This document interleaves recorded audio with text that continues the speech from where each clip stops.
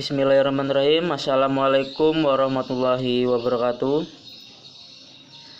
Baik, di sini kami dari kelompok 1 yang beranggotakan saya sendiri Bagas Nur Pambudi, kemudian rekan saya Kiki Nur Aini, Via Aini, Maudi Suci Damayanti, Niken, Sri Wahyuni, Amrina Santi, Nur Azela, Sasti Ayu Khairunisa, Tantri Dewantari, Anitya Wadila Bumai, Dewi Retno Puspitasari, dan yang terakhir Dewi Silaban.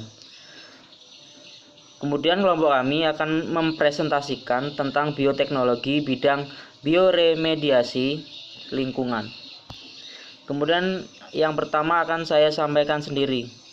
Di sini pengertian bioremediasi. Nah, bioremediasi merupakan penggunaan mikroorganisme untuk mengurangi polutan di lingkungan. Saat bioremediasi terjadi, enzim-enzim yang diproduksi oleh mikroorganisme memodifikasi polutan beracun dengan mengubah struktur kimia polutan tersebut, yang dikenal atau disebut dengan biotransformasi. Pada banyak kasus, biotransformasi berujung pada biodegradasi, di mana polutan beracun terdegradasi, strukturnya menjadi tidak kompleks, dan akhirnya menjadi metabolit yang tidak berbahaya dan tidak beracun. Kemudian di sini ada dua tujuan. Yang pertama, menstimulasi pertumbuhan mikroba baik yang indigenus, yaitu mikroba asli, maupun non-indigenus, atau mikroba yang sengaja dimasukkan dari luar ke daerah yang terkontaminasi.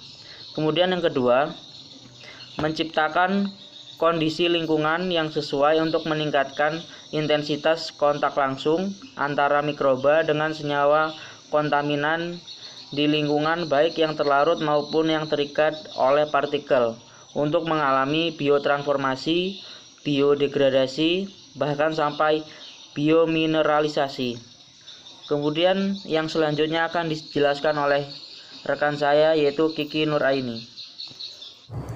Baik, saya Kiki Nuraini. Yang selanjutnya yaitu mikroorganisme dalam penerapan bioremediasi. Nah, ini dibagi menjadi 6, yaitu bahan pencemaran, senyawa pencemaran, jenis mikroorganisme yang berperan, macam biosulfaktasi, cara transport hidrokarbon, dan jenis bakteri.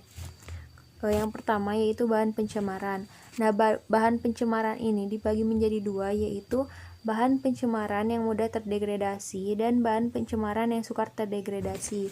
Untuk bahan pencemaran yang mudah terdegradasi yaitu bahan yang mudah terdegradasi di lingkungan dan dapat diuraikan atau didekomposisi. Nah, baik secara alamiah dan secara sengaja. Secara alamiah ini oleh dekomposer, sedangkan secara sengaja itu oleh manusia. Kemudian yang kedua yaitu bahan pencemaran yang sukar terdegradasi. Nah, bahan tersebut dapat menyebabkan masalah lingkungan yang besar, contohnya yaitu merkuri. Kemudian yang selanjutnya yaitu senyawa pencemaran. Nah, senyawa pencemaran juga dibagi menjadi 2. Yang pertama, senyawa yang secara alami ditemukan di alam dan jumlahnya sangat tinggi. Nah, ini contohnya yaitu minyak mentah, fosfat, dan logam berat. Kemudian yang kedua yaitu senyawa xenobiotik atau senyawa kimia hasil rekayasa manusia yang tidak pernah ditemukan di alam. Nah, ini contohnya yaitu pestisida, plastik, dan serat sintetis. Baik, selanjutnya saya Amrina Santi, NPM 20 akan melanjutkan presentasi dari sebelumnya. Jadi di sini saya akan menjelaskan mengenai jenis mikroorganisme yang berperan dalam mendegradasi polutan minyak bumi dan logam berat yang tidak beracun. Nah, jadi sebelum saya menyebutkan jenis-jenis mikroorganisme yang berperan dalam mendegradasi, maka saya akan menjelaskan yang pertama mengenai pencemaran minyak bumi. Nah, jadi pencemaran minyak bumi ini, bahan utama yang terkandung dalam minyak bumi adalah hidrokarbon, alifatik, dan aromatik. Nah, minyak bumi ini menghasilkan fraksi hidrokarbon dan proses destilasi yang bertingkat. Nah, jadi apabila keberadaan minyak bumi ini berlebihan di alam, maka masing-masing fraksi minyak bumi ini akan menyebabkan pencemaran yang akan mengganggu kestabilan ekosistem yang dicemarinya. Nah, yang kedua ada komponen minyak bumi yang mudah didegradasi. Nah, ini dilakukan oleh bakteri yang merupakan komponen terbesar dalam minyak bumi dan mendominasi, yaitu ada alkana yang bersifat lebih mudah larut dalam air dan terdifusi ke dalam membran sel bakteri. Nah, jadi jumlah bakteri yang mendegradasi komponen ini relatif banyak karena substratnya yang melimpah di dalam minyak bumi. Nah, selanjutnya adalah komponen minyak bumi yang sulit didegradasi. Nah, jadi merupakan yang jumlahnya lebih kecil dibandingkan komponen yang mudah didegradasi. Nah, hal ini menyebabkan bakteri pendegradasi komponen ini berjumlah lebih sedikit dan tumbuh lebih lambat karena kalah bersaing dengan pendegradasi. Nah, selanjutnya kita masuk ke beberapa bakteri dan fungi yang digunakan untuk mendegradasi minyak bumi. Nah, jadi ada beberapa contoh bakteri, yaitu dinamakan dengan bakteri hidrokarbonuklastik ya, bakteri hidrokarbonuklastik. Nah, ini merupakan komponen pengurai minyak bumi. Nah, jadi contohnya yaitu bakteri dari genus Achromobacter, Atrobacter, Acinetobacter, Actinomyces, Aeromonas, Brevibacterium, Flavobacterium, Moracella, Klebsiella, Xanthomyces, Pseudomonas, dan Bacillus. Nah, selanjutnya ada beberapa contoh fungi yang digunakan dalam biodegradasi minyak bumi, yaitu dari fungi dari genus Phanerothece, Cuning, Hamella, Penicillium, Candida, SP Orobolamiaceae, Cladosporium, Debaromyces, Fusarium, Hansenula, dan lain sebagainya. Nah, kemudian ada sejumlah bakteri juga, ada Pseudomonas aeruginosa, Acinetobacter, Salcoaceticus, Arcobacter, dan lain sebagainya. Nah, kemudian kemampuan bakteri dalam memproduksi biosurfaktan ini berkaitan dengan keberadaan enzim regulatori yang berperan dalam sintesis biosurfaktan. Nah, jadi apa sih biosurfaktan itu? Nah, jadi biosurfaktan ini merupakan komponen mikroorganisme yang terdiri atas molekul hidrofobik dan hidrofilik yang mampu mengikat molekul hidrokarbon yang tidak larut air dan mampu menurunkan tegangan permukaan. Baiklah teman-teman, selanjutnya saya via Aini NPM 1713024006 akan menjelaskan mengenai macam-macam biosurfaktan.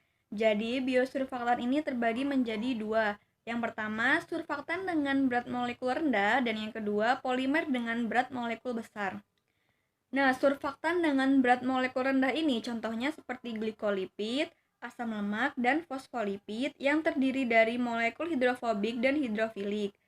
Kelompok ini bersifat aktif di permukaannya yang ditandai dengan adanya penurunan tegangan permukaan medium cair. Kemudian yang kedua ada polimer dengan berat molekul besar yang dikenal dengan bioemulsifier polisakarida amfifatik.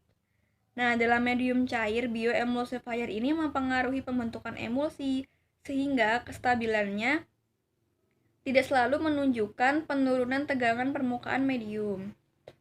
Nah, pelepasan biosurfaktan ini tergantung dari substrat hidrokarbon yang ada. Ada substrat yang menyebabkan biosurfaktan hanya melekat pada membran sel, dan ada juga biosurfaktan yang juga dilepaskan ke dalam medium. Kemudian selanjutnya secara umum terdapat 3 cara transport hidrokarbon ke dalam sel bakteri, yaitu yang pertama interaksi sel dengan hidrokarbon yang terlarut dalam fase air. Umumnya rata-rata kelarutan hidrokarbon oleh proses fisika ini sangat rendah, sehingga tidak dapat mendukung jalannya interaksi sel dengan hidrokarbon yang terlarut dalam fase air. Yang kedua, kontak langsung atau perlekatan sel dengan permukaan tetesan hidrokarbon yang lebih besar daripada sel mikroba. Pada kasus kedua ini, perlekatan dapat terjadi karena sel bakteri bersifat hidrofobik. Dan yang ketiga, interaksi sel dengan tetesan hidrokarbon yang telah teremulsi atau tersolubilasi oleh sel bakteri. Nah, pada kasus ini, sel mikroba berinteraksi dengan partikel hidrokarbon yang lebih kecil daripada sel. Nah, selanjutnya ada jenis-jenis bakteri pendegradasi hidrokarbon pada minyak bumi. Yang pertama ada Pseudomonas sp. Nah, Pseudomonas sp ini berbentuk batang dengan diameter 0,5 sampai 1 kali 1,5 sampai 5 mikrometer. Nah, bakteri Pseudomonas ini umumnya digunakan sebagai pendegradasi hidrokarbon. Contoh-contoh bakterinya ada Pseudomonas aeruginosa dan Pseudomonas zuzeri. Salah satu faktor yang sering membatasi kemampuan bakteri Pseudomonas dalam mendegradasi senyawa hidrokarbon ini yaitu sifat kelarutannya yang rendah, sehingga sulit mencapai sel bakteri. Kemudian materi selanjutnya akan disampaikan oleh Saudari Sasti. Baiklah teman-teman, saya akan melanjutkan presentasi dari Saudari Via dengan materi yang sama, yaitu jenis-jenis bakteri pendegradasi hidrokarbon pada minyak bumi. Nah, bakteri yang kedua yaitu adalah Artobacter sp. Nah, Artobacter ini pada kultur yang masih muda dia tuh berbentuk batang yang tidak teratur, ukurannya 0,8 sampai 1,2 dikali 1 sampai 8 mikrometer. Nah, pada proses pertumbuhan batang segmentasinya itu dia berbentuk kokus. Kokusnya kecil-kecil dengan diameter sekitar 0,6 sampai 1 mikrometer. Selanjutnya, Artobacter ini bersifat gram positif dan tidak tahan dengan asam. Selanjutnya dia juga bersifat aerobik dan memproduksi sedikit sekali atau bahkan tidak sama sekali asam dan gas yang berasal dari glukosa dan karbohidrat. Nah, selanjutnya dia itu temperatur optimum untuk hidup itu sekitar 25 derajat sampai 30 derajat Celcius. Yang kedua, ada Acinetobacter sp. Nah, Acinetobacter sp ini memiliki bentuk yang sama seperti Artobacter, yaitu batang dengan diameter 0,9 sampai 1,6 mikrometer dan panjangnya 1,5 mikrometer sampai 2,5 mikrometer. Nah, dia ini berbentuk bulat panjang. Ketika fase stasioner, dia itu tidak membentuk spora. Nah, tipe selnya itu bukan tipe positif, melainkan gram negatif. Selanjutnya, bakteri ini bersifat aerobik dan sangat memerlukan oksigen sebagai terminal elektron pada metabolisme sel. Selanjutnya, bakteri ini tumbuh pada suhu optimum yaitu sekitar 20 derajat Celcius hingga 30 derajat Celcius. Selanjutnya, bersifat oksidasi negatif dan katalase positif. Bakteri ini memiliki kemampuan untuk menggunakan rantai hidrokarbon sebagai sumber nutrisi sehingga mampu meremediasi tanah yang tercemar oleh minyak. Selanjutnya, bakteri ini bisa menggunakan amonium dan garam nitrit sebagai sumber nitrogen. Glukosa pada bakteri ini adalah satu-satunya golongan heksosa yang bisa digunakan oleh bakteri ini, sedangkan pentosa deribosa dan desilulosa dan L-aribonosa juga bisa digunakan sebagai sumber karbon oleh beberapa strain. Selanjutnya, yang terakhir itu ada bakteri Bacillus sp. Nah, bakteri Bacillus sp ini umumnya merupakan mikroorganisme sel tunggal yang berbentuk batang pendek. Biasanya dia seperti rantai panjang, bisa dilihat pada gambar. Nah, selanjutnya, Bacillus sp ini memiliki panjang atau ukuran lebarnya itu 1 sampai 1,2 mikrometer dan panjangnya 3 sampai 5 mikrometer. Dia itu merupakan bakteri gram positif dan bersifat aerob. Adapun suhu pertumbuhan maksimumnya itu pada suhu 30 sampai 50 derajat Celcius dan minimumnya itu 5 sampai 20 derajat Celcius dengan pH pertumbuhan 4 sampai dengan 9. Nah, bakteri ini mempunyai kemampuan dalam mendegradasi minyak bumi, di mana bakteri ini menggunakan minyak bumi sebagai satu-satunya sumber karbon untuk menghasilkan energi dan pertumbuhannya. Nah, pada konsentrasi yang rendah, bakteri ini dapat merombak hidrokarbon minyak bumi dengan cepat. Nah, selanjutnya Bacillus ini terdapat jenis-jenisnya yang umumnya itu digunakan seperti Bacillus subtilis, Bacillus cereus, dan Bacillus laterospor. Oke, selanjutnya akan dijelaskan oleh Saudari Maudi. Baik, saya Maudi. Di sini saya akan menjelaskan kemampuan interaksi mikroba terhadap logam. Seperti yang kita tahu teman-teman bahwa bahan pencemar seperti logam berat itu masuk ke dalam tubuh kita biasanya melalui makanan.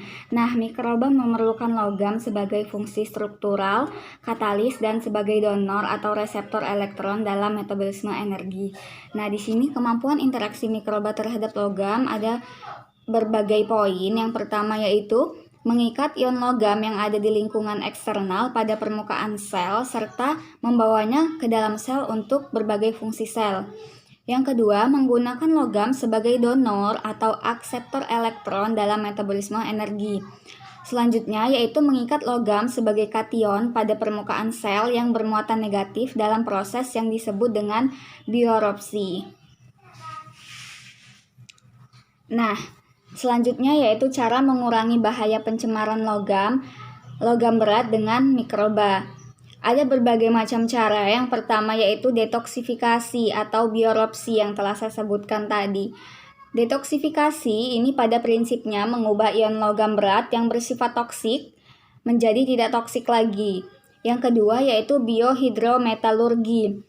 Pada prinsipnya, mengubah ion logam yang terikat pada suatu senyawa yang tidak dapat larut dalam air menjadi senyawa yang dapat larut dalam air. Nah, lanjut yaitu bioleaching. Bioleaching ini merupakan aktivitas mikroba untuk melarutkan logam berat dari senyawa yang mengikatnya dalam bentuk ion bebas.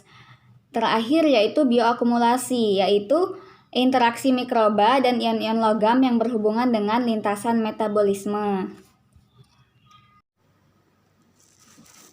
Selanjutnya adalah contoh mikroba pendegradasi logam. Nah, jadi mikroba yang ada di alam juga berperan dalam proses degradasi pada si logam.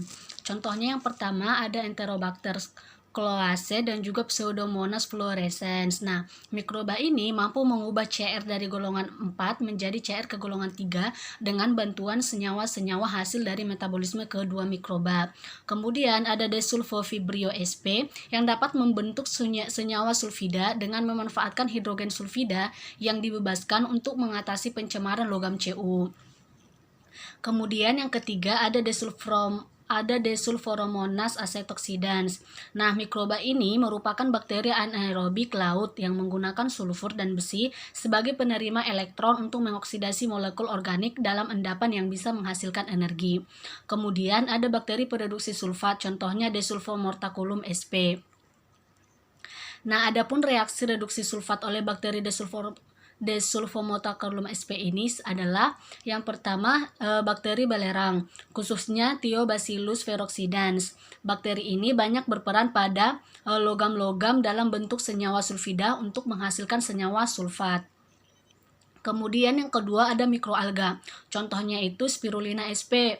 Nah, di mana Spirulina sp ini merupakan salah satu jenis alga dengan sel tunggal yang termasuk dalam kelas Cyanophyceae. Sel Spirulina sp berbentuk silindris, nah memiliki dinding tipis. Alga ini mempunyai kemampuan yang tinggi untuk mengikat ion-ion logam dari larutan dan mengabsorpsi logam berat. Karena di dalam alga terdapat gugus fungsi yang dapat melakukan pengikatan dengan ion logam tersebut. Kemudian yang ketiga ada jamur Saccharomyces cerevisiae dan juga Candida sp. Kedua mikroba ini dapat mengakumulasikan Pb dari dalam perairan. Contohnya ada Citrobacter dan juga Rhizopus. Nah, selanjutnya adalah jenis-jenis bioremediasi. Bioremediasi yang melibatkan mikroba terdapat 3 macam, yaitu yang pertama ada biostimulasi, kemudian ada bioaugmentasi, dan yang ketiga ada bioremediasi intrinsik. Pertama adalah biostimulasi. Nah, jenis bioremediasi ini memperbanyak dan juga mempercepat pertumbuhan mikroba yang sudah ada di daerah tercemar dengan cara memberikan lingkungan pertumbuhan yang diperlukan, yaitu dengan penambahan nutrien dan juga oksigen.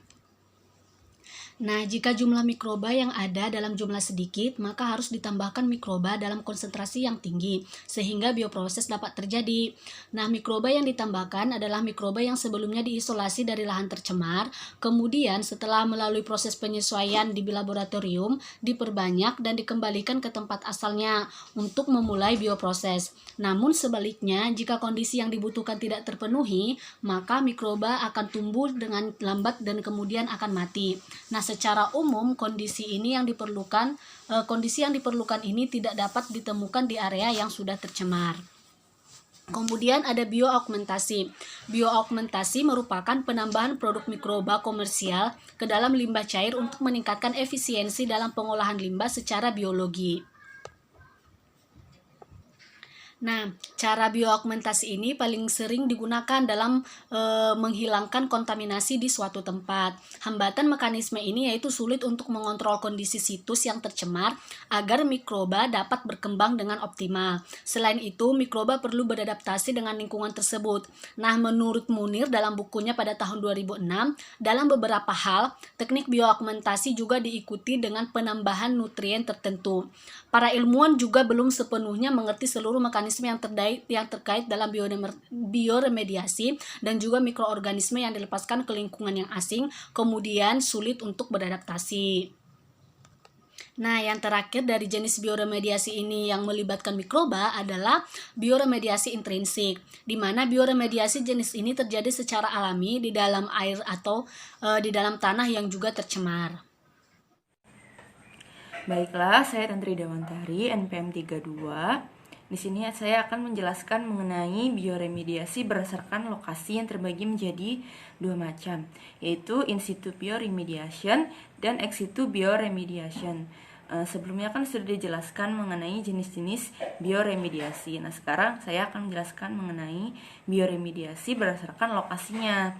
Yang pertama yaitu in situ bioremediation. Bioremediasi secara in situ ini dapat dilakukan langsung di lokasi tanah yang tercemar. Itu proses bioremediasi ini yang digunakan berada pada tempat lokasi limbah tersebut.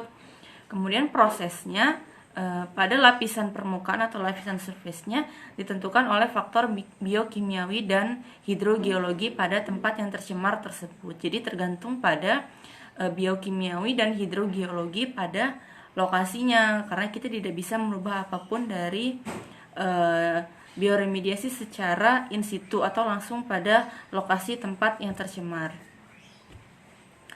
Selanjutnya pada bioremediasi ex situ. Nah, pada bioremediasi ex situ ini adalah bioremediasi yang dilakukan dengan mengambil limbah tersebut lalu ditreatment di tempat lain, setelah itu baru dikembalikan ke tempat asalnya. Kemudian diberi perlakuan khusus dengan memakai mikroba.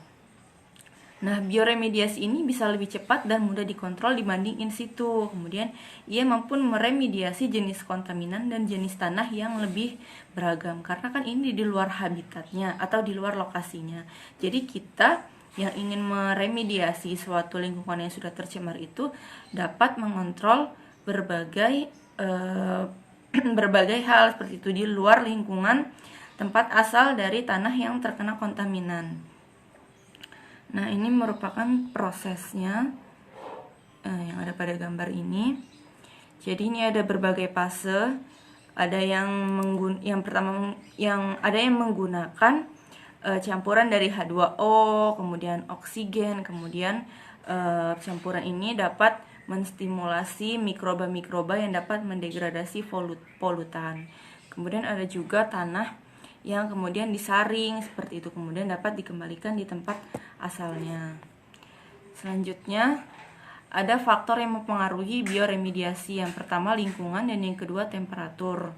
Nah, lingkungan ini proses bioremediasi memerlukan tipe tanah yang dapat mendukung kelancaran aliran nutrien, enzim-enzim mikrobial dan air. Kemudian terhentinya aliran tersebut akan mengakibatkan terbentuknya kondisi anaerob, sehingga proses biodegradasi aerobik menjadi tidak aktif.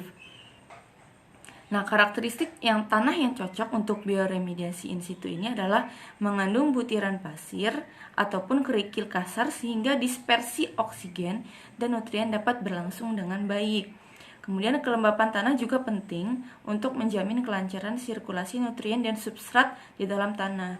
Jadi untuk meremediasi suatu tanah yang tercemar, kita harus memperhatikan lingkungan yang ada dalam tanah tersebut gitu. Bagaimana kondisi tanahnya, kemudian jenis tanahnya, kemudian kelembapan tanahnya seperti apa. Hal tersebut akan mempengaruhi bagaimana proses bioremediasi yang akan kita lakukan. Kemudian yang kedua adalah temperatur. Nah, temperatur optimal yang digunakan untuk degradasi hidrokarbon adalah 30 derajat sampai 40 derajat Celcius. Namun Coxon pada tahun 2003 mengatakan bahwa temperatur yang digunakan pada suhu 38 derajat Celcius bukan pilihan yang valid karena tidak sesuai dengan kondisi di Inggris untuk mengontrol mikroorganisme patogen. Nah, ini untuk di Inggris tidak cocok pada suhu 38 derajat Celcius. Nah, pada temperatur yang rendah, seperti di Inggris, viskositas minyak akan meningkat. Nah, dengan meningkatnya viskositas minyak tersebut dapat meningkatkan volatilitas alkana rantai pendek yang bersifat toksik menurun dan kelarutan di airnya akan semakin meningkat sehingga proses biodegradasi akan terhambat. Nah, jadi bisa disimpulkan bahwa suhu sangat berpengaruh terhadap lokasi tempat dilaksanakannya bioremediasi. Tadi si Cookson sudah mengatakan bahwa lokasi di Inggris pada suhu 38 derajat Celcius tidak valid untuk dilakukan untuk mengontrol mikroorganisme patogen. Nah, itu juga berbeda dengan tempat-tempat lain, misalnya di Indonesia. Jadi mungkin suhu yang digunakan untuk mengontrol mikroorganisme patogen juga berbeda dengan di wilayah di berbagai penjuru dunia. Seperti itu, tergantung pada kondisi dari temperatur tanah yang akan kita remediasi, seperti itu. Selanjutnya, faktor yang mempengaruhi bioremediasi adalah oksigen. Langkah awal katabolisme senyawa hidrokarbon oleh bakteri maupun kapang adalah oksidasi substrat dengan katalis enzim oksidase. Dengan demikian, tersedianya oksigen ini merupakan syarat keberhasilan degradasi hidrokarbon minyak. Ketersediaan oksigen di tanah tergantung pada kecepatan konsumsi oleh mikroorganisme tanah, tipe tanah, dan kehadiran substrat lain yang juga bereaksi dengan oksigen. Terbatasnya oksigen ini merupakan salah satu faktor pembatas dalam biodegradasi hidrokarbon minyak.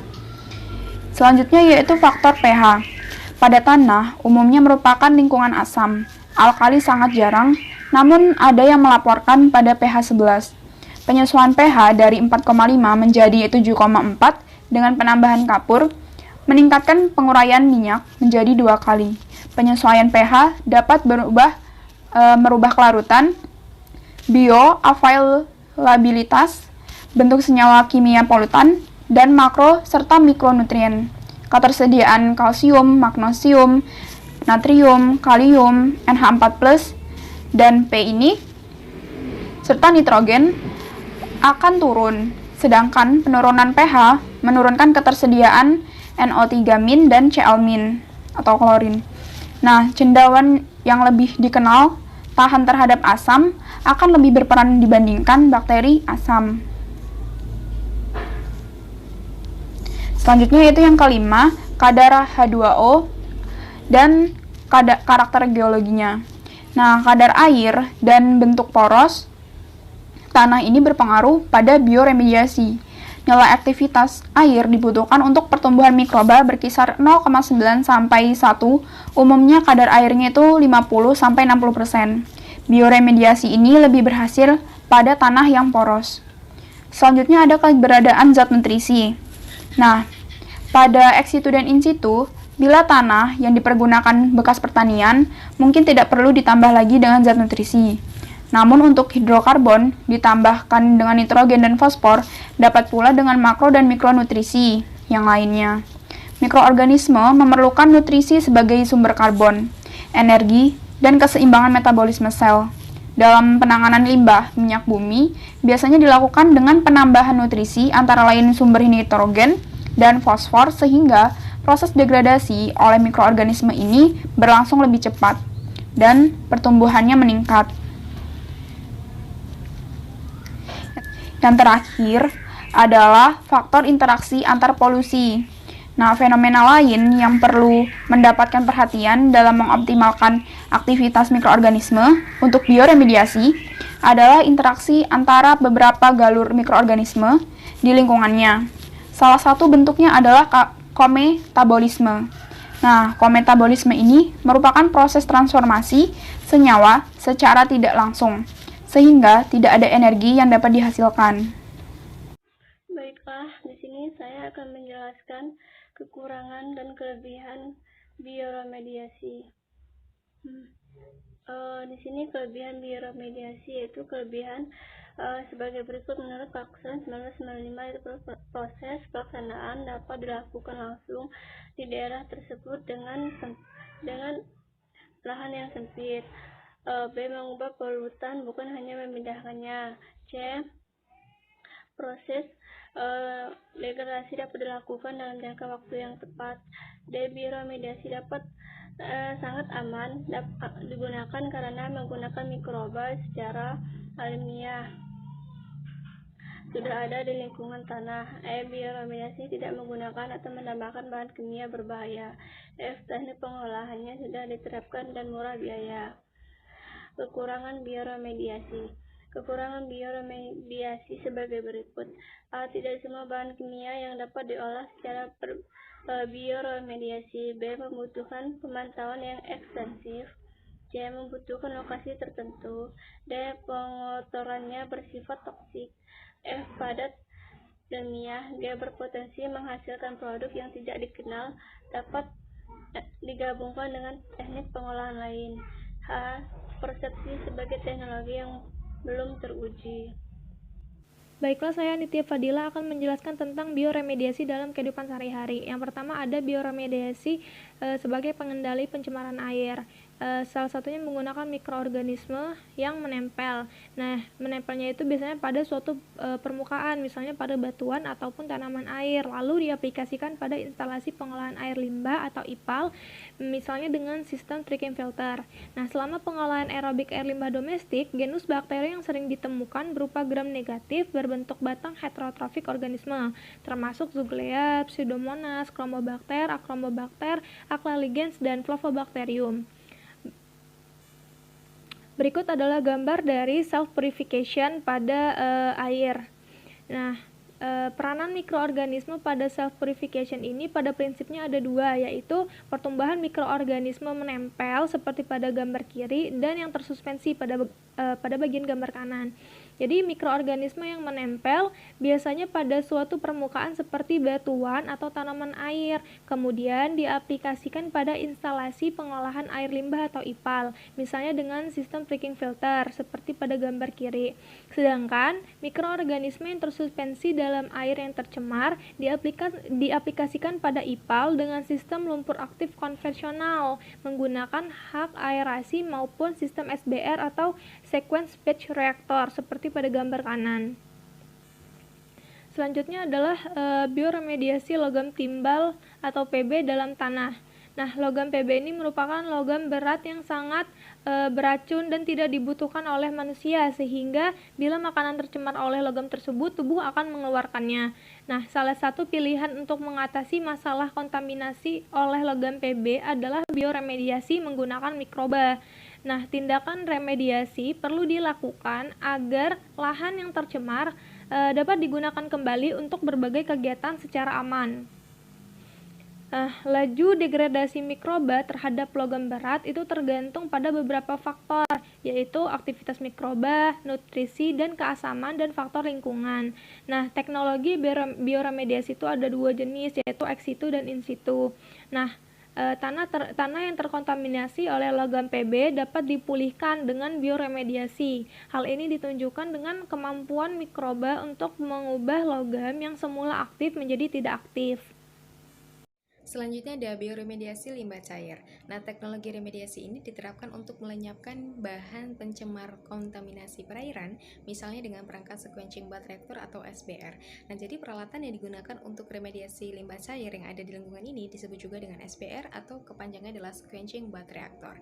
Nah, prinsip kerjanya adalah menggunakan sistem curah atau bath. Kemudian metodenya dilakukan dengan menggunakan bahan pencemar ke dalam suatu bioreaktor tunggal yang telah berisi medium cair untuk pertumbuhan mikroba. Selanjutnya, untuk kultur mikrobanya yang digunakan adalah kultur campur. Nah, proses degradasinya menurut Al-Mutmainah tahun 2013 menyebutkan bahwa proses degradasi bahan pencemar berlangsung secara suksesi hingga satu siklus degradasi lengkap secara selesai.